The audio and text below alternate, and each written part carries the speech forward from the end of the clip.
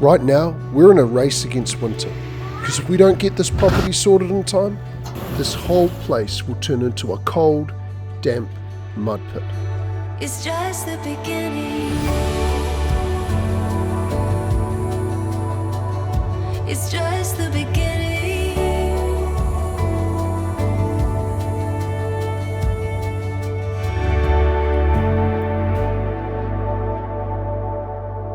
2 years ago, this was just raw, overgrown land in rural New Zealand. No driveway, no buildings, no power, nothing. And for some reason, we decided to buy it. So this is the spot to move an entire house and to build an off-grid life from scratch. Since then, it feels like every single week has become a battle. Mud. Flooding. So we have got a raging torrent. Endless renovations. But eventually, we moved in. Now winter is closing in fast, and if we don't get this property ready in time, the next few months are going to be brutal. So in this episode, we're racing to transform the land around the house before things get too wet, and to prepare our off-grid homestead for winter. So big day today, we are rerouting the driveway, bringing it from here down in through here. Chris has just shown up with the digger. Now when we first started this renovation, we needed a driveway. This driveway needed to fit the house down it. And so we didn't have any other option but to bring it straight down the hill. This driveway was steep and not great for winter. And so we're rerouting it from here to here. Jess will be stoked she's not wheel spinning up the driveway. I've been up early, just trimming back some branches over here, ready to go.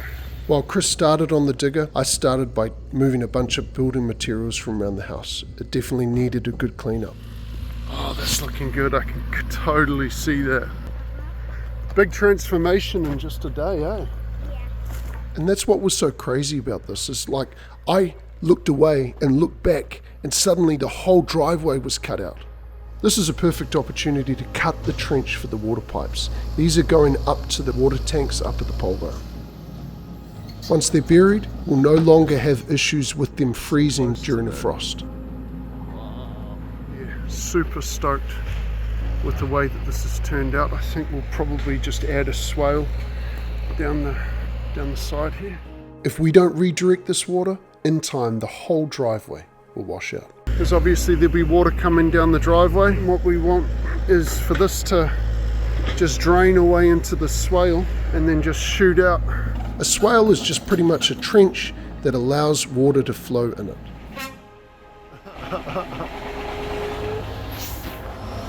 Now this takes a bit of skill. You lift the trailer up and at the right time you release that latch and the gravel starts spilling out. And Max, he's been doing this for years, he's a pro at it. This is called red metal, it's just dug out of a pit, and it's a really good foundation for driveways. Now Max was dumping the second load off at the gate because he couldn't fit the truck and trailer up our driveway. And then Chris was kind of double handling it, bringing it back, but it saved us going all the way into town to get more metal. Now Joshua was having an absolute blast watching all of this from his little window seat. Here the digger is actually working like a compactor. The vibrations and weight from those tracks are compacting that metal down solid. And with that, the parking and driveway is now complete. Now as you can see, around the house is an absolute mud bath. We can't have that coming into winter. Not only is it dangerous, but it brings mud inside. So we're sorting that out. We're also going to take that container and get it out of the road. And we've got to do this before the storm comes. We've got to get this digger out quick. So we just brought some topsoil up from the bottom, just spreading it out so that this grass actually grows, because it's been all on clay. And clay does not grow grass. Now there's not many other people that I trust with the 15-ton digger around my house. Like Chris, he is a good operator. But I gotta say, there were some times that I was feeling a little bit nervous. Seriously, do not know how these chickens have not been squashed by that digger yet. So we're just about to grab the container and place it onto the back of this, because obviously we no longer need it down here. It is just incredible how big these machines are and yet how delicate you can be with them. And Chris is a master at this. He's just working that container and slowly bringing it onto that truck without causing any damage. He's doing an awesome job. Now this was a perfect opportunity to move our other 40-foot shipping container. We're bringing it up close to the pole barn. And with that, Chris's job is done. Can't rest though. Now I got to get this land ploughed and sowed before the rain comes. So at a orchard auction I got this. This is a power hoe. What was crazy is I got it ploughed and then sowed the grass just in the nick of time as a storm was rolling in.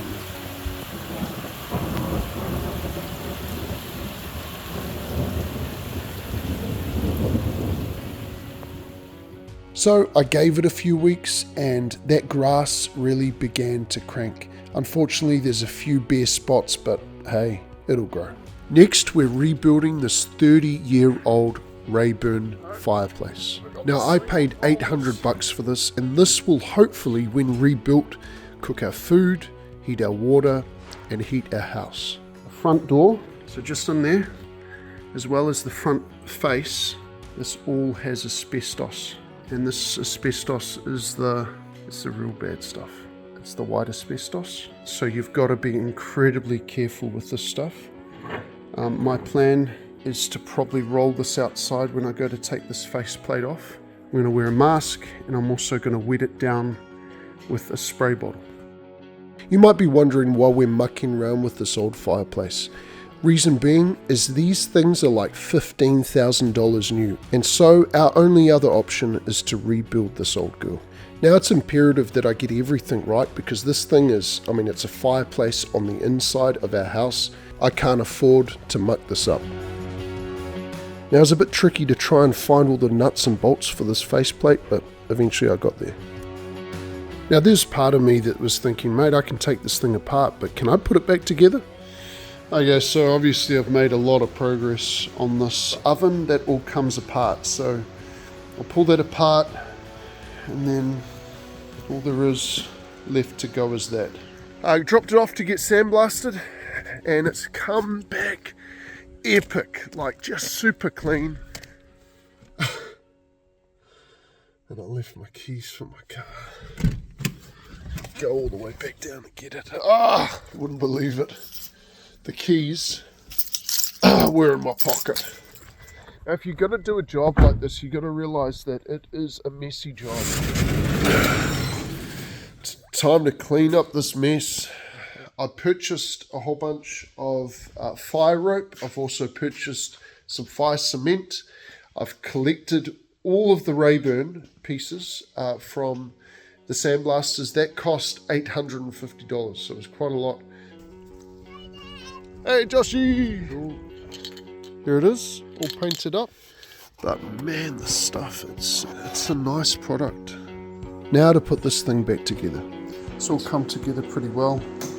Got a couple of niggly things. Unfortunately, I thought that was glued on somehow, and clearly it's not. And so I broke that off. Next time you're going to see this thing, I'm going to be installing it ready for winter. So what we're thinking is the fireplace in the far right corner, cameo by Joshy there, so the flue goes up to the right of the window, and then to the left of the cooker would be a cupboard for matches, newspaper, kindling, etc. And that would be underneath a bench that carries all the way to the left, and that would be wood storage. So that whole space will be full by the end of this project, I think. I think it's going to be a bit of a masterpiece.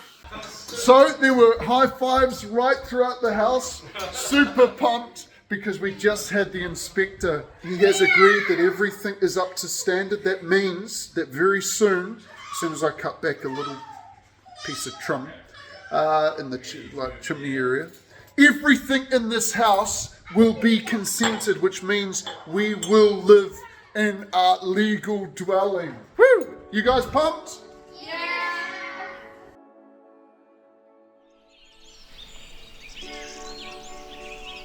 There's something about the warmth of a real fire. Not just the heat, but the smell of it, the cracking timber, the whistle of the kettle, the way it slows a home down.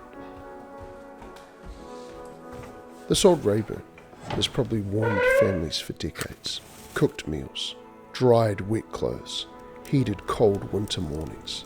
And even now, after all of these years, it still has life left in it. That feels rare these days. Most things now are built with an expiry date. The heater you buy today might last a few winters before it's cheaper to replace than repair. And somehow we've accepted that nothing is meant to last anymore, and we're filling up our landfills. But previous generations thought differently. My grandfather saved for weeks to buy his first tools, and then he passed them down to me, built with the expectation that they'd still matter decades later. And maybe that's part of why restoring this old Rayburn means so much to us, because it comes from a time when things were made properly, cast iron, repairable, worth saving. And now, 30 years later, it might just spend another few decades heating this family too. Maybe that's the difference. Not everything old needs replacing. Some things just need a bit of love.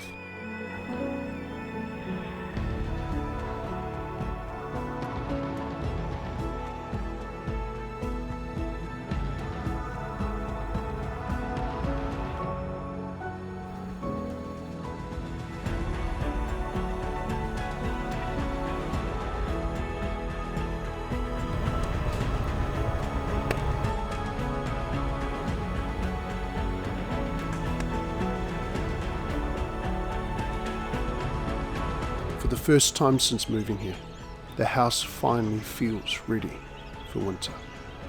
But we're still a long way from finished, because next we tackle one thing this property still doesn't have.